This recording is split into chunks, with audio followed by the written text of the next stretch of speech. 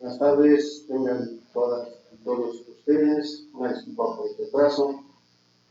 A nombre del licenciado René Castellano, quien es el director de la revista Ley Informa, y de su servidor Faustino Carrillo Ahumada, le damos a todos ustedes la más cordial bienvenida.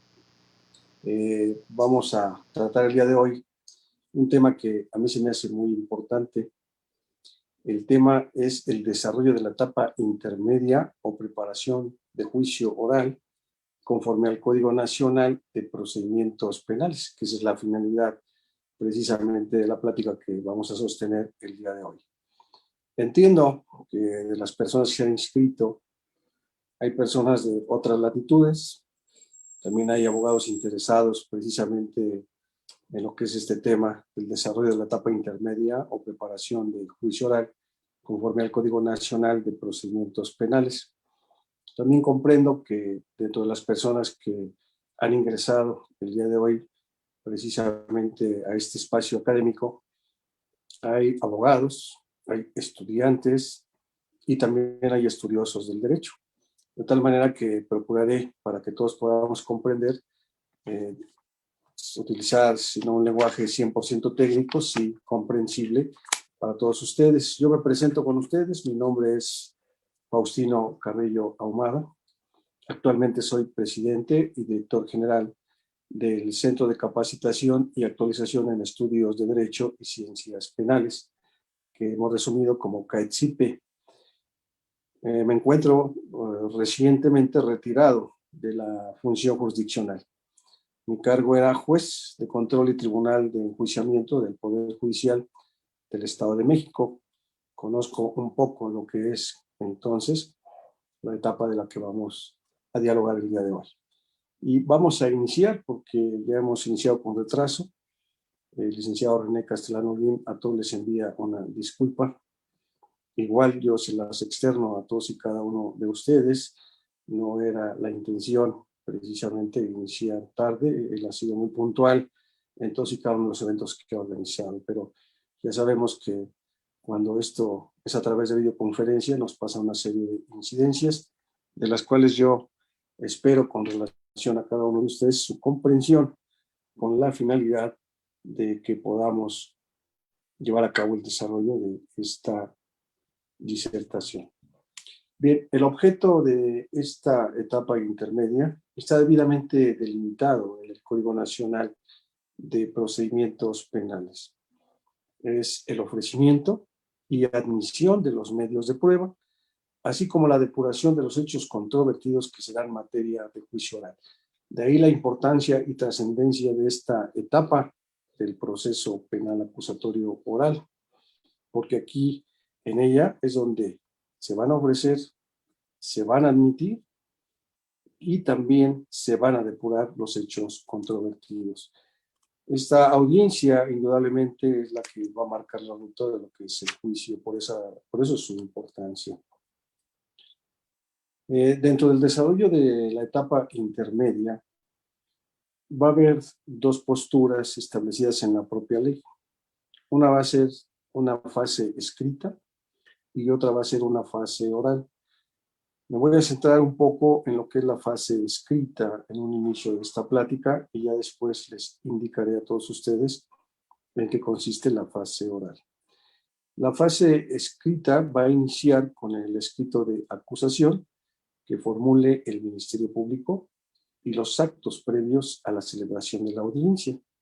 Es decir, que va a haber una serie de actos previos a la celebración de la audiencia que ya va a quedar debidamente preparada para que se pueda llevar a cabo la exposición de la acusación, el ofrecimiento de las pruebas, la admisión de esas pruebas y también su exclusión. Ya la fase oral dará inicio con la celebración de la audiencia y concluirá con el dictado del auto de apertura.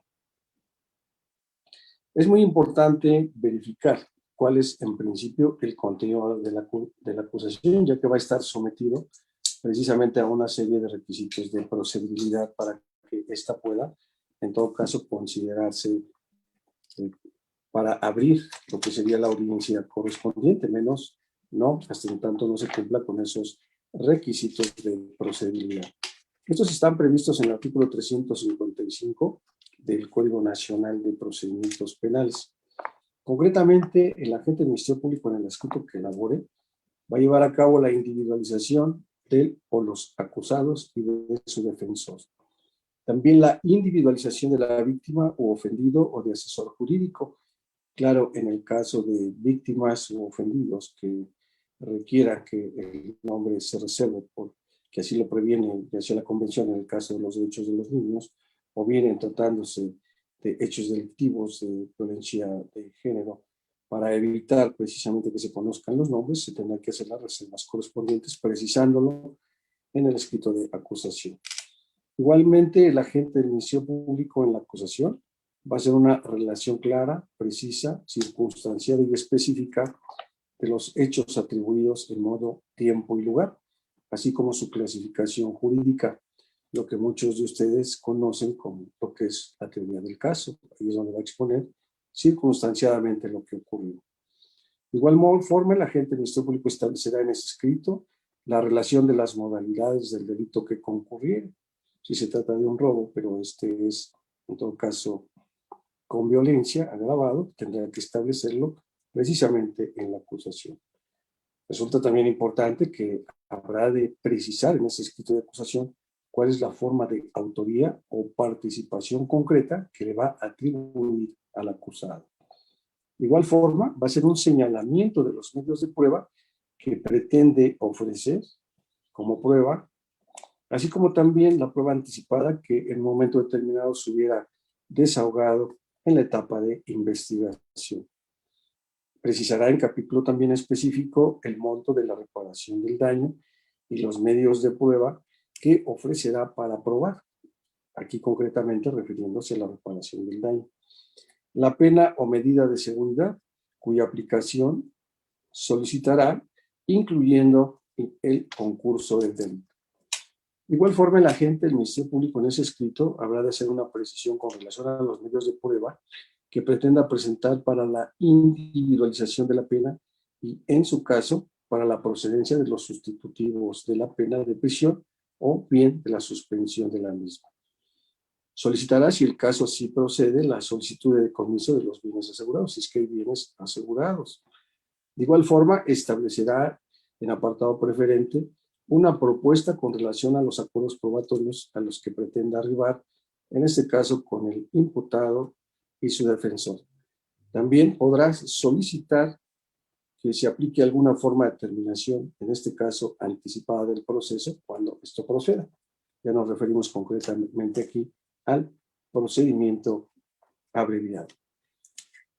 El agente del Ministerio Público, por disposición de la ley, solo podrá formular su acusación por los hechos y personas señaladas en el auto de vinculación, en este caso a proceso, aunque también la misma ley nos da una excepción a esta regla, porque menciona la ley que si éste efectúa una clasificación distinta, deberá hacerse del conocimiento de las partes. Ese es un derecho de defensa. Es decir, que el agente del Ministerio Público, al momento de elaborar su escrito de acusación, sí podrá clasificar el delito por otro diverso al que se emitió el auto de vinculación a proceso. Lo que no va a poder variar bajo ninguna circunstancia son los hechos, ni tampoco las personas que en su caso hayan quedado sujetas a la vinculación a proceso. De igual forma se establece en la ley que el agente del Ministerio Público deberá de presentar una lista de testigos o peritos con nombres, apellidos, domicilio y modo de localizarlos, señalando también los puntos sobre los que versará en este caso el interrogatorio.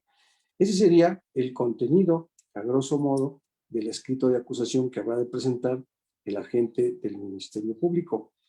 Una vez que el agente del Ministerio Público, dentro del término que la ley establece, ha presentado ya el escrito de acusación ante el juez de control, al día siguiente de que el juez de control ha recibido este escrito de acusación, procederá a notificarle por conducto del funcionario correspondiente al acusado y su defensor, también a la víctima u ofendido y, en todo caso, a su asesor jurídico. El agente del Ministerio Público les entregará a cada uno de ellos la acusación correspondiente. Hay algo muy importante que previene la ley y que no se debe pasar desapercibido, que para que el juez de control señale fecha de audiencia intermedia, el Ministerio Público deberá poner a disposición de las demás partes todos los antecedentes acumulados durante la investigación. Esto es muy importante y tiene que ver precisamente con lo que es el descubrimiento probatorio, ya que no habrá de olvidarse que la gente del Ministerio Público en una investigación preliminar ha recabado una serie de datos de prueba que fueron útiles para la emisión del auto de vinculación a proceso. Pero de ahí él solicitó un plazo y un tiempo para la investigación complementaria. Entonces, de todos esos datos de prueba con los que cuenta, habrá de correr el traslado correspondiente, en este caso, al asesor jurídico, víctima o ofendido, y también al imputado y su defensor. El Ministerio Público, entonces, hará entrega material a la defensa de copia de los registros de investigación y les permitirá el acceso a las evidencias materiales recabadas durante la investigación en el momento que éste se lo solicite. ¿Qué es lo que va a hacer una vez que la defensa del agente del Ministerio Público ya ha llevado a cabo su descubrimiento probatorio? Bien, pues la defensa también se va a descubrir. ¿Y qué es lo que va a hacer la defensa? Entonces, una vez que ya se descubrió el agente del Ministerio Público, va a hacer una entrega material de copia de los registros con los que cuenten y que pretenda ofrecerlos como medio de prueba para ser desahogados, en este caso, en juicio. Importante, muy importante, la defensa solo está obligada a descubrir los medios de prueba que pretenda, en todo caso, llevar a juicio. Fíjense que aquí hay algo muy importante. Hay una etapa que es la etapa complementaria y está debidamente regulada en el Código Nacional de Procedimientos Penales. Y esa etapa complementaria de la investigación tiene la finalidad de que el agente del Ministerio Público, conforme a sus atribuciones legales, continúe la investigación para que una vez que ésta la cierre, pueda en todo caso acusar. Y estamos hablando ya en el caso de que esté acusado. Es decir, que ese plazo de etapa de investigación complementaria le atañe y le compete única y exclusivamente al agente del Ministerio Público para después poder, en todo caso, formular la acusación correspondiente o bien solicitar el sobreseimiento del asunto. La cuestión aquí es que una vez abierta esta etapa de investigación complementaria, la defensa no tiene ninguna obligación de incorporarle a la agente del Ministerio Público los datos de prueba de defensa con los que cuente. Y eso obedece a una circunstancia lógica y obvia. Si el agente del Ministerio Público es el que tiene la carga de la prueba, entonces es el que tendrá la obligación de analizar, verificar que el hecho se haya cometido y que hay un responsable y que en todo caso le puede acusar. Como la defensa no tiene esa obligación, precisamente es hasta la etapa de la audiencia intermedia donde se va a descubrir, tampoco tiene impedimento. Es decir, que si la defensa cuenta con algún medio de prueba o algún dato de prueba que pueda incorporar durante la etapa de investigación complementaria para demostrar la inocencia de su representado, o en todo caso que el hecho delictivo no se llevó a cabo, pues es indudablemente que podrá hacerlo. No hay una restricción para eso. Cuando no es así, es indudable que corre el riesgo el defensor de mostrarle sus armas, en este caso al agente del Ministerio Público, y decirle cuento con estos datos de prueba y que a lo mejor ni siquiera son útiles para que éste no acuse. Por eso hay que tomar las medidas provisionales. De ahí que la ley puede establecer ahí con toda precisión que de lo que se trata es que la defensa, si considera llevar a juicio alguna prueba, lo haga, pero si considera que le perjudica, no. De ahí que para que pueda recabar las pruebas el defensor, la tónica es diferente. Vamos a decir, si el defensor requiere de algunas pruebas que le son necesarias, pero por razón de que es un defensor privado o público, no puede hacer la petición de manera directa a quién se la va a solicitar. Creo yo que en el caso concreto, y lo establece el artículo 20, apartado B, fracción cuarta constitucional, con toda claridad, que aquí podrá auxiliarse en todo caso del juez de control para que en su apoyo y su auxilio se pueda recabar ese dato de prueba, pues ya viene esa prueba que va a ser después prueba, para el efecto de que una vez que sea entregada al juez, sin que la vea ni la juzgue, haga entrega de ella, en todo caso, al defensor. Yo creo que ese es el paso correcto que debe darse.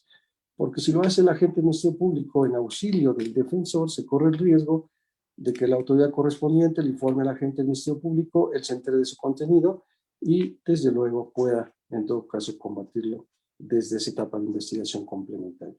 Así lo creo yo. De ahí que por eso la defensa, de acuerdo a lo que se establece en el descubrimiento probatorio, solo está obligada a descubrir los medios de prueba que pretenda llevar, en todo caso, a juicio. ¿Qué es lo que la ley entiende por los registros de investigación? Son todos los documentos que integran la carpeta de investigación, fotografías, videos con o sin audio, grabaciones de voz, informes periciales y pruebas periciales que obren en cualquier tipo de soporte o archivo. Aquí es muy importante. Para obtener copias de registros en soporte electrónico que tenga en su poder el agente del Ministerio Público con razón de su investigación, la defensa tendrá la obligación de proporcionarle al Ministerio Público los medios necesarios para que se puedan obtener las copias de esos registros en soporte electrónico.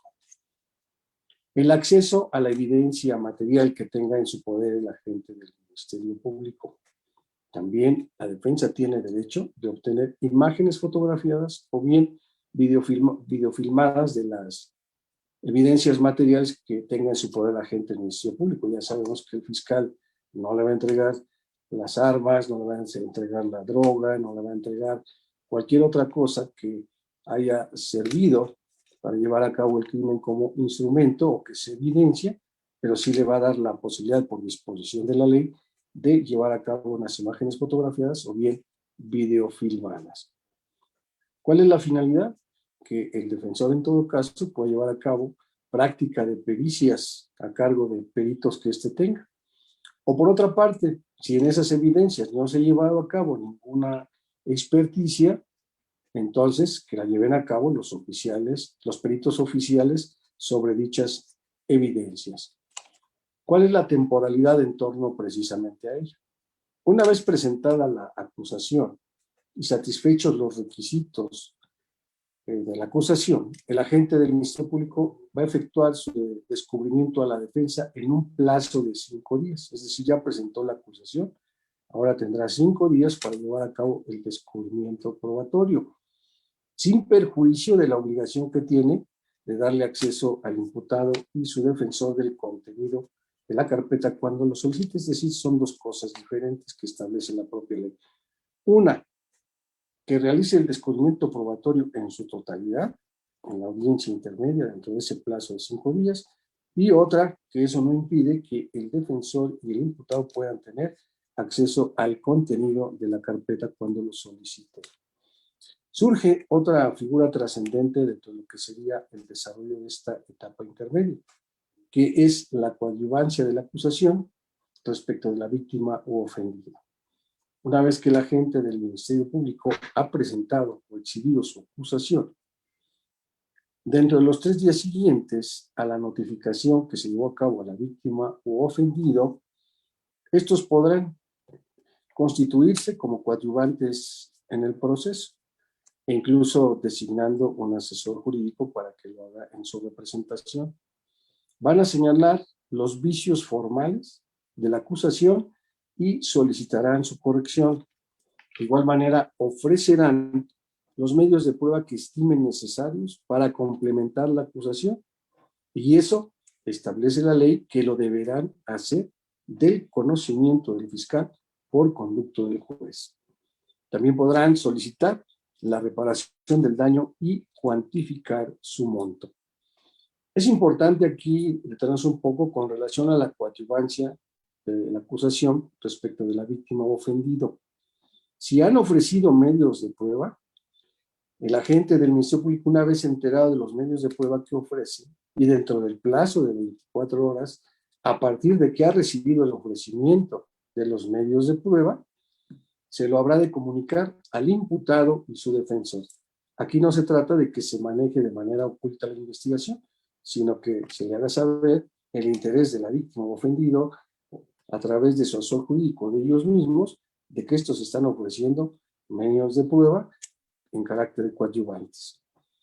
Dentro del plazo de 24 horas, que ya le informó al defensor, este habrá de comparecer ante el fiscal en un plazo que no va a exceder de 48 horas, contados a partir, desde luego, de la fecha en que tuvo ya la notificación correspondiente el defensor. Ahí, el defensor, una vez que acude ante el agente del Ministerio Público, o bien el imputado, ambos, le podrán solicitar copias y acceso a los mismos.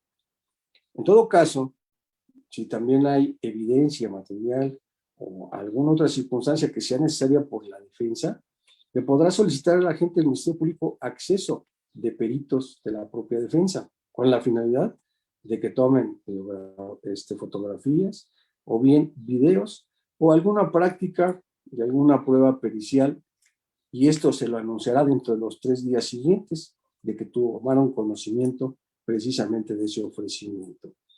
Es muy importante, y no olvidarlo, que el agente del Ministerio Público, una vez que ya haya decidido, junto con el asesor jurídico, de integrar esos medios de prueba, le habrá de notificar a la defensa el cierre del descubrimiento probatorio.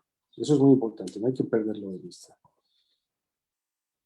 Podemos establecer entonces que ya constituidos como coadyuvantes, la víctima o ofendido, o incluso a través de su asesor jurídico, para la expresión de su escrito, donde van ahora a hacer esa acusación coadyuvante, van a seguir las mismas reglas que señalé al principio, previstas en el artículo 355 del Código Nacional de Procedimientos Penales. Y desde luego la presentarán ante el juez. El juez le habrá de correr el traslado correspondiente a las partes con el escrito de acusación precisamente coadyuvante. Y es trascendente también que esta coadyuvancia no va a alterar las facultades que ha concedido el Código Nacional de Procedimientos Penales al agente del Ministerio Público y la demás legislación aplicable. Porque el agente del Ministerio Público, no obstante de esa acusación coadyuvante, no quedará eximido de sus responsabilidades. Ahora bien, si fueran varias víctimas u ofendidos, estos podrán nombrar un representante común, cuando en el caso no haya conflicto de intereses. En caso de que haya conflicto de intereses, bueno, pues cada quien tendrá ya sea su asesor jurídico o hará su representación de manera propia. Con relación ahora al imputado y su defensa en la fase escrita, hasta ahora ya verificamos el descubrimiento, en este caso probatorio. Ya el defensor y el imputado tienen en su poder el escrito de acusación del fiscal y tienen en su poder el escrito de la acusación coadyuvante de la víctima ofendido y su asesor jurídico. Entonces, una vez que ya lo tienen, dentro de los 10 días siguientes a la notificación de la solicitud de coadyuvancia, o si no hubo coadyuvancia dentro de esos 10 días siguientes, el acusado o su defensor, mediante escrito dirigido al Ministerio Público, o bien en la audiencia intermedia, aquí puede ser por escrito o ya una vez señalada la audiencia intermedia, lo que van a hacer en el escrito correspondiente va a señalar los vicios formales de la acusación, ya sea del fiscal o también, en este caso, la coadyuvante, con las observaciones correspondientes, y si lo consideran pertinente, habrán de solicitar la corrección precisamente de esos vicios. Lo pueden llevar incluso a cabo dentro de la audiencia intermedia. De igual forma, podrán solicitar acumulación de procesos o separación de acusaciones. Y también, una vez verificados lo que serían los acuerdos probatorios, se van a pronunciar precisamente con relación a los mismos.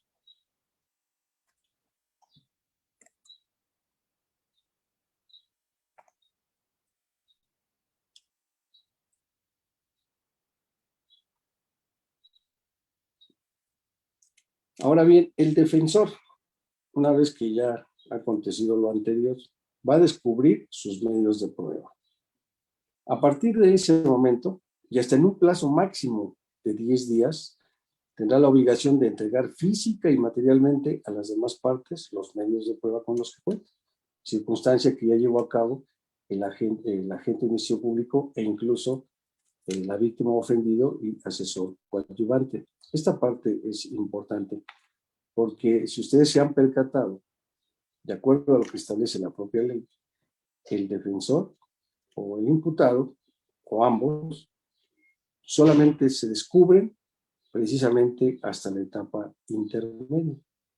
Y esto obedece a lo que ya había yo relatado anteriormente. Si el agente del Ministerio Público tiene la obligación, en este caso, de justificar los hechos que narran y también quiénes son, en este caso, los autores o partícipes, como carga de prueba, entonces la defensa es hasta este momento, cuando ya esté en aptitud, de dar respuesta a la acusación y poderle enterar de las pruebas con las que cuenta para demostrar, ya sea que no es un hecho delictivo o la inocencia de su representado. Con una salvedad. En cuanto al informe pericial y por razón de los tiempos, ya sabemos que el fiscal anunció una pericial, pero también en la coadyuvancia se agregaron pruebas y sobre esas pudo llevarse a cabo lo que sería una prueba pericial. Entonces, en el caso concreto, este informe pericial habrá de ser entregado a más tardar el día de la celebración de la audiencia, sin ningún perjuicio de que lo anuncie el defensor al momento de responder, en este caso, la acusación. Ya el escrito del acusado o su defensor se va a notificar al Ministerio Público y al coadyuvante dentro de las 24 horas siguientes a su comparecencia. A partir de ese momento, el juez señalará fecha para la audiencia intermedia. Esta audiencia deberá tener lugar en un plazo no menor de 10 ni exceder de 20 días a partir de que fenezca el plazo para el descubrimiento probatorio de la defensa. Ahora bien, estos 10 días son hábiles, más bien estos 10 o 20 días son hábiles o inhábiles, de acuerdo a lo que establece la propia ley, y concretamente en lo que se refiere a las reglas de los plazos, en el artículo 94 del Código Nacional de Procedimientos Penales, en su párrafo tercero, se puede establecer con toda claridad que los plazos serán inhábiles, ya que ahí se establece con precisión solamente cuáles serían días hábiles para ciertos actos de carácter procesal y procedimental. Ahí se establece en el artículo 94, no se computarán los sábados, los domingos, ni los días que sean determinados inhábiles por los ordenamientos legales aplicables, salvo que se trate de actos relativos a providencias precautorias, puesta del imputado a disposición del órgano jurisdiccional, resolver la legalidad de la detención, formulación de la imputación, resolver sobre la procedencia de las medidas cautelares en su caso y decidir sobre la procedencia de la vinculación a proceso. Para tal efecto, todos los días se computarán como hábiles. Es decir, que en tratándose de la audiencia intermedia, podríamos considerar, derivado de esa referencia que surge de la propia ley, que son, en este caso, inhábiles.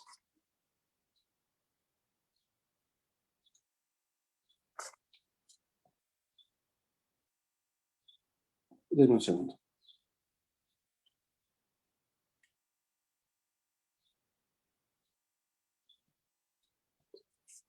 Ahora bien, establece la propia ley. Previa celebración de la audiencia, el juez de control podrá, por una sola ocasión y a solicitud de la defensa,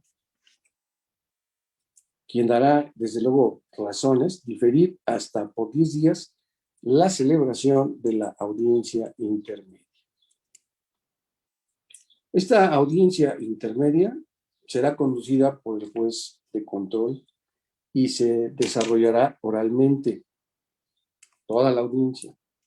Y para que ésta se celebre, será indispensable la presencia del juez, Ministerio Público y defensor. La víctima o ofendido o asesor jurídico deberán concurrir. Su inasistencia no suspende el acto si fue injustificada con relación precisamente a la víctima, ofendido o asesor jurídico. Se les tendrá por desistidos de su pretensión cuando se hubiesen, en este caso, constituido como coadyuvantes. Otra circunstancia que resulta también importante y también resulta trascendente, lo es precisamente que puede haber unión y separación de acusaciones. En el caso, si el agente del Ministerio Público formuló diversas acusaciones y el juez de control considera conveniente someterlas a una sola audiencia y no perjudique el derecho de defensa, podrá unirlas y decretar la apertura de un solo juicio, si se refieren a un mismo hecho, a un mismo acusado, o deban ser examinados los mismos como medio de pruebas. Ahí sí puede haber esa acumulación. El juez de control podrá dictar autos de apertura separados por distintos hechos o diferentes acusados, comprendidos en una misma acusación. Es decir, el agente del Ministerio Público en una sola acusación lo que hace es referirse a hechos que no coinciden unos con otros y a otros acusados. Ahí el juez tendrá la facultad de poder llevar a cabo autos de apertura, en este caso separados. Y esto en todo caso cuando la audiencia de debate pudiera provocar dificultades en la organización y desarrollo de la audiencia de debate o afectación al derecho de defensa o implique riesgo que provocara alguna decisión contradictoria. Ya el desarrollo de la audiencia intermedia. Dice aquí, el Ministerio Público hará una exposición resumida, en este caso de la acusación. Ya tiene su escrito, todos tienen su escrito, el agente del Ministerio Público de la audiencia correspondiente, y no solo la palabra, lo que hará será precisamente una exposición, en todo caso resumida. Una vez que ha concluido, lo podrá llevar a cabo la víctima o ofendido o su asesor jurídico, y una vez que éste concluye, lo hará el acusado o bien su defensor.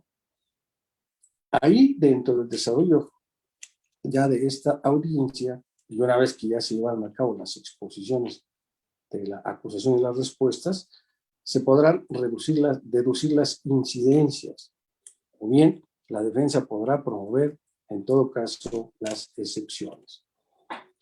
¿Qué es una incidencia?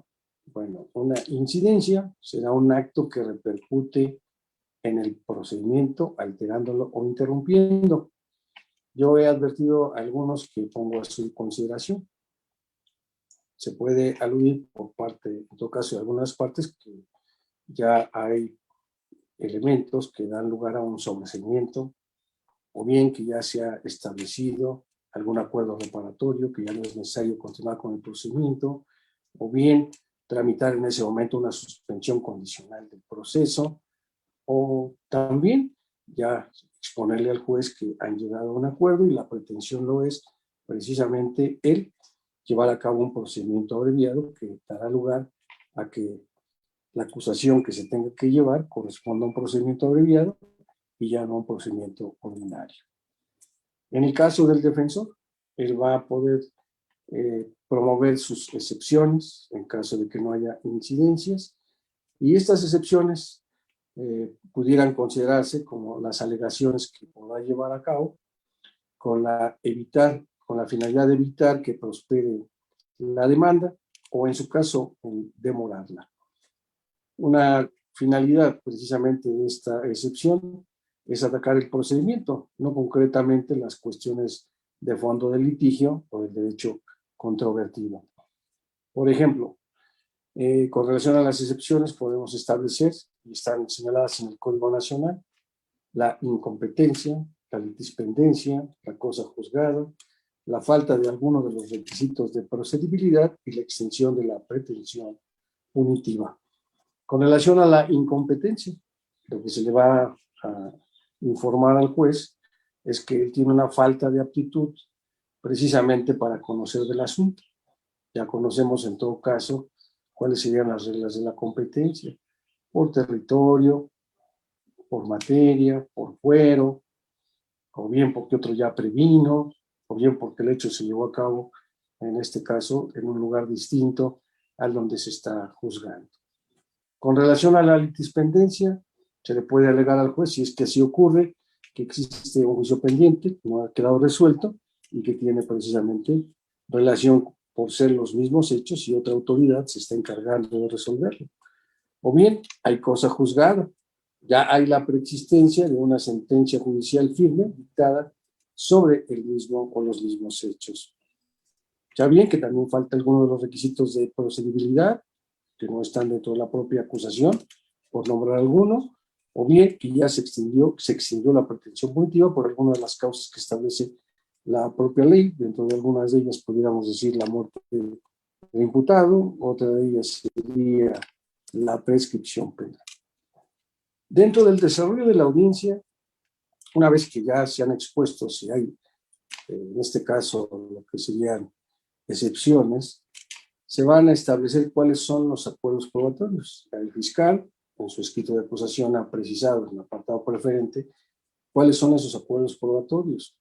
Lo mismo ya han hecho quizá los coadyuvantes y, por otra parte, ya el defensor estará en aptitud de informarle, en todo caso, al juez, si está o no de acuerdo con lo que se le ha planteado como acuerdo probatorio.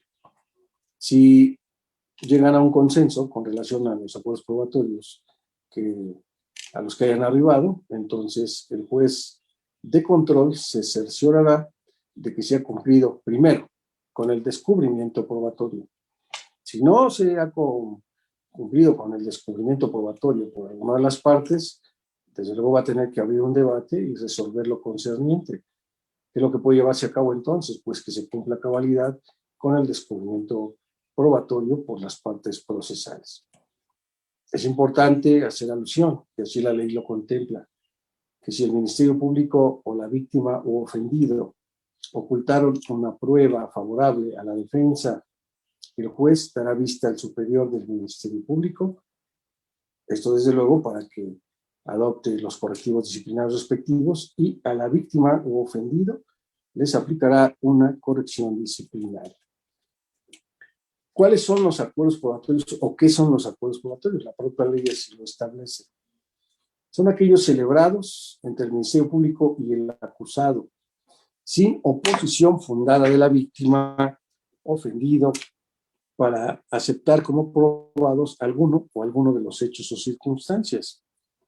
Aquí, como ejemplo, si dentro de lo que sería el asunto de que se trata, el hecho se llevó a cabo en determinado domicilio, del que ya se llevó a cabo una inspección, incluso una experticia, pero con relación a este no tiene ningún interés la defensa de contradecirlo, porque lo que la defensa va a demostrar es que su representado estuvo en un lugar diverso y que él no fue el que cometió el hecho delictivo. Entonces quizás no le afecte el hecho de que el domicilio se tenga como cierto, y por eso tanto la inspección que se lleva a cabo en el domicilio por el elemento policíaco, por el fiscal, o bien el informe policial pericial donde se estableció las características del domicilio, se puede tener como un hecho probado y ya no será, en este caso, sometido a contradictorio dentro del juicio correspondiente, porque el hecho se tendrá como cierto y el domicilio se tendrá por aceptado. De tal manera que el juez de control, una vez que verifica el acuerdo probatorio y advirtiendo que existen antecedentes de investigación con los que se acredita el hecho de que se trata, pues podrá, en todo caso, autorizarlo. Si hay oposición fundada de la víctima o bien del ofendido, el juez lo va a determinar y ya dirá en todo caso que se admite o no se admite, y en caso de no admitirlo, entonces ese hecho será controvertido dentro de lo que es el juicio. Una vez que el juez de control elabora el auto de apertura a juicio, establecerá los hechos que se tendrán por acreditados y, desde luego, los antecedentes de investigación con los que se acredita y que ya deberán estarse, como lo dije hace un momento, en la audiencia del juicio oral. Dentro de esta misma audiencia, que resulta muy importante, va a haber exclusión de los medios de prueba. ¿Y a qué se refiere la exclusión de los medios de prueba? a que no van a ser admitidos como prueba y quedarán excluidos aquellos que no se refieran directa o indirectamente al objeto de la investigación y sean útiles para el esclarecimiento de los hechos. Eso para empezar, así lo señala la ley. Entonces, que no se refieran directa o indirectamente al objeto de investigación y que no sean útiles para el esclarecimiento de los hechos. Entonces, esos podrán ser excluidos. Pero también la ley tiene otros más por excluir. Se menciona que cuando el medio de prueba ofrecido por cualquiera de las partes, no necesariamente por el fiscal o por el asesor jurídico, en todo caso por el defensor, sino que ésta tenga efectos dilatorios, la ley establece precisamente 3 puntos trascendentes para que se consideren cuando tienen esos efectos. Cuando la prueba sea sobreabundante, es decir, que diversos medios de prueba acrediten lo mismo y que esto se ha reiterado en el juicio. Muchos testigos declaran sobre el mismo hecho. Que sea impertinente, que el medio de prueba que se ofrece y que pretenden que se admita no se refiera a los hechos que están controvertidos, ya que estos ya quedaron establecidos en la teoría del caso expuesta por el agente del Ministerio Público, el coadyuvante y también por la defensa. O bien que sea innecesaria, y va a ser innecesaria porque se va a referir a hechos públicos, notorios o incontrovertidos. Hay otras, por haberse obtenido con violación a derechos fundamentales o por haber sido declaradas en todo caso nulas. Esto es trascendente. Yo les explico aquí, por ejemplo, un caso específico. Resulta que a una persona le hurtan un vehículo y con violencia, y esa persona acude ante el agente del Ministerio Público a presentar su denuncia. Ante el agente del Ministerio Público le menciona que no pudiera reconocerlo. Más tarde se enteran, o días después, más bien días después se enteran que detienen a una persona que hurtó un vehículo. El agente de la policía encargado de la investigación le llama a la víctima de ese hurto y le menciona que tienen a un detenido que robó un vehículo en las condiciones parecidas a las que a él le hurtaron. Él acude ante el agente del Ministerio Público y el elemento policíaco lo que hace para ver si lo identifica es sacar una serie de fotografías, más bien saca una fotografía, no una serie, saca una fotografía y se la muestra y le dice que sí, esa es la persona. Cuando la víctima lo ve, le dice, sí, sí, esa es la persona. Aparentemente lo que hace la víctima es hacer un reconocimiento de persona sobre una fotografía. Ya identificado en esa fotografía, el agente de la policía se lo informa al agente del Ministerio Público. Y ese agente del Ministerio Público pide la intervención de otro agente del Ministerio Público para ya regularizar esa actuación y llevar a cabo un reconocimiento de persona. Y entonces ya en la Cámara de GESEL, en presencia del agente del Ministerio Público, en presencia precisamente de la víctima y desde luego de 5 personas que están tras la cámara de seguridad, tras el cristal de la cámara de seguridad, la víctima lo identifica. Eso se lo hacen saber, en este caso, al juez y le hacen saber que ese señalamiento de alguna u otra forma es ilícito. Y lo es porque la manera en que él se enteró de la identificación de esta persona fue a través de una fotografía previa que tuvo a la vista y que era evidente y obvio que pudiera, en este caso, identificarlo. Luego entonces, primera diligencia que hace el elemento policíaco al poner una fotografía a la vista de lo que es la víctima para mostrarle quién es la persona detenida. La forma en que se realiza no es conforme a lo establece la ley. Entonces, esa puede ser nula. La otra, una vez que es identificado ya en esa fotografía y lo pone a la vista para una identificación de persona en la Cámara de GESEL y dice si es él, pues es indudable que al provenir de un acto nulo ya identificado, pues ya se recaba con violación a los derechos fundamentales, en este caso del imputado, pese a que la diligencia se haya llevado a cabo con los requisitos y formalidades de la ley.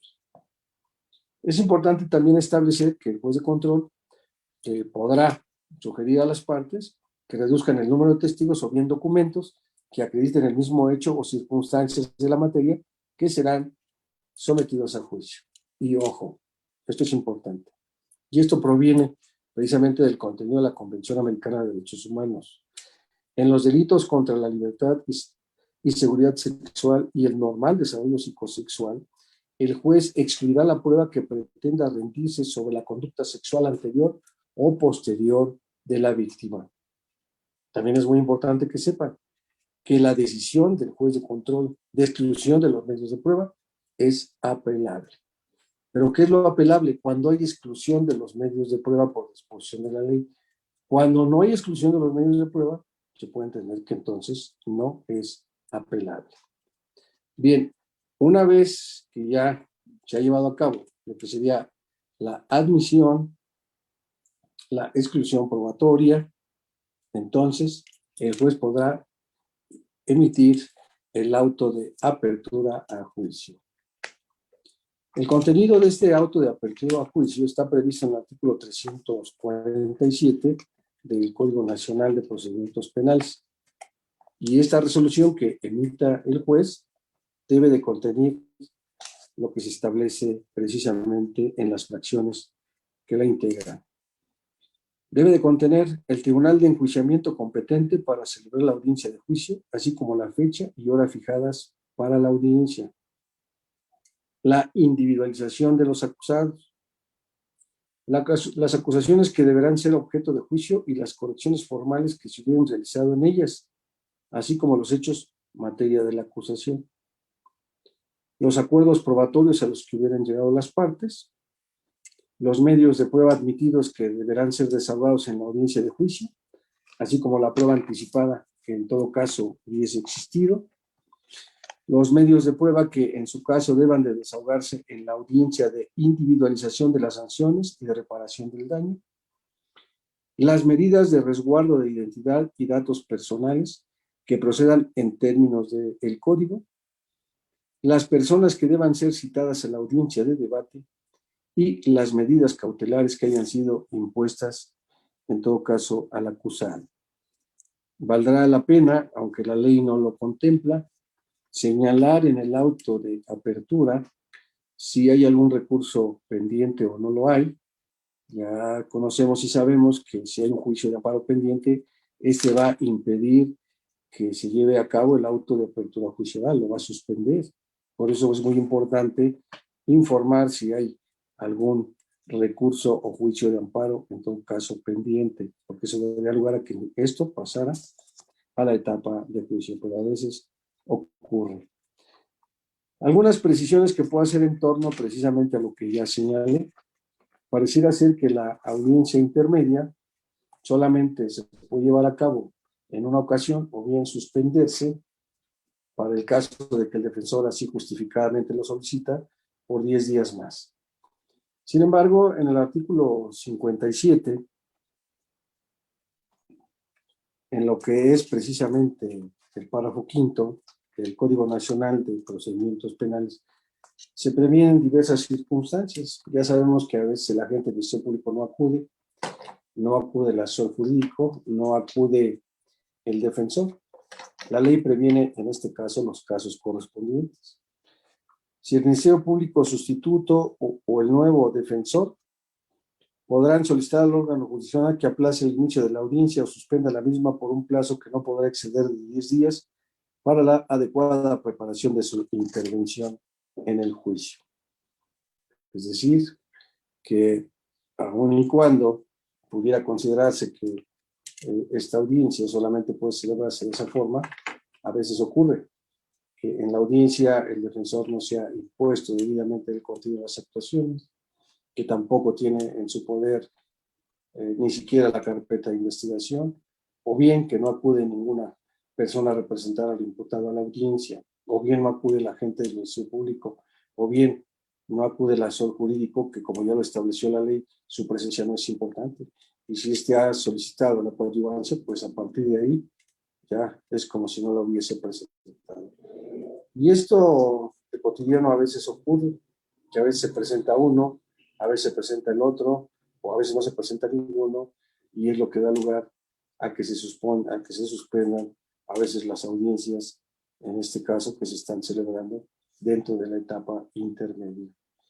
Y por otra parte, esta etapa intermedia, que podría ser una etapa de depuración pronta e inmediata, a veces se contiene, y se contiene por una razón, y la razón se contiene porque hay un juicio de amparo pendiente por resolver, y eso a veces hace interminable el desarrollo de la audiencia intermedia. Otra cuestión que pudiéramos hablar aquí es con relación precisamente a la exclusión de los medios de prueba. Muchas veces no se utiliza esa figura, o bien la que se utiliza a veces no corresponde a los medios de prueba que podrían excluirse por una parte. A veces encontramos incidencias que no se lleva a cabo debidamente lo que es el descubrimiento probatorio, sea por el agente del Ministerio Público, sea por la defensa, sea porque en este caso los discos que fueron videograbados no se ven o la información no es la correspondiente, y eso va provocando que en aras de garantizar un derecho de defensa tenga que suspenderse la audiencia y de nueva cuenta señalar lo que sería una audiencia. Y ahí pues ya tendremos una audiencia tras otra audiencia. Otras veces se pretende llegar a un acuerdo reparatorio, otras veces se pretende la suspensión del proceso y muchas veces se suspende la audiencia con la finalidad de que se lleve a cabo y ya nos enteramos de audiencias que no lograron consensar, o bien a veces se nos indica que, o se nos indicaba, porque yo no trabajo ahí, que se pretendía acudir al procedimiento abreviado y ya después de conocer las penas que va a solicitar el agente del Ministerio Público, siempre decidieron no someterse al procedimiento abreviado. Es indudable que conforme está establecida la etapa intermedia dentro del Código Nacional de Procedimientos Penales, no deja lugar a dudas cómo se deberá llevar a cabo cada acto de carácter procesal o procedimental, pero sí surgen diversas circunstancias que provocan que a veces las audiencias se vayan difiriendo, se vayan separando. Las últimas que a mí me tocaron fue problemas de conexión.